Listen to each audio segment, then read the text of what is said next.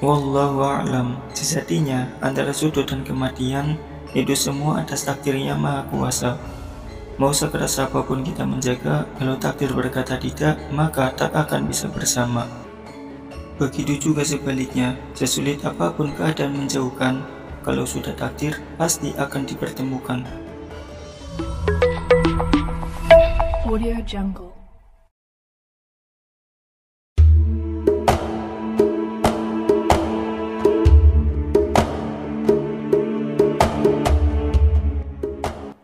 Waduk Malayu merupakan sebuah waduk yang dibangun di dekat perbatasan Jawa Tengah dan Jawa Barat, tepatnya di wilayah Kecamatan Banjarharjo, Kabupaten Brebes. Sama halnya dengan beberapa waduk yang terdapat di Indonesia, Waduk Malayu ini memiliki fungsi utama, yakni sebagai sarana irigasi. Waduk Malayu ini dibangun oleh pemerintahan Hindia Belanda. Pembangunannya dimulai pada bulan Desember 1933 sampai bulan Mei 1937. Setelah pembangunannya selesai, kemudian waduk ini diresmikan pada tanggal 19 Mei 1938. Pada awalnya, waduk ini mengenangi 3 desa, yakni sebagian wilayah Desa Malayu, Desa Cipajang, dan Desa Penanggapan. Karena adanya pendangkalan, kini secara umum waduk ini hanya mengenangi sebagian wilayah Desa Malayu, yang juga menjadi lokasi bendungan utamanya. Selain menawarkan panorama alam yang indah, waduk peninggalan kolonial Belanda ini juga menyimpan sejumlah misteri. Di antara misteri-misteri yang diyakini masyarakat, salah satunya yaitu misteri si puntung penunggu waduk. Menurut cerita masyarakat setempat, di Malayu terdapat ular raksasa yang hingga kini sewaktu-waktu masih muncul. Ular besar penunggu waduk itu dikenal dengan nama si puntung, dan ada juga yang menyebutnya si untung. Menurut Anda Rohidin, salah seorang warga sekitar, ular yang diberi nama untung itu awalnya sempat dipelihara oleh seorang petani pada zaman dahulu, yaitu Ki Jaminar.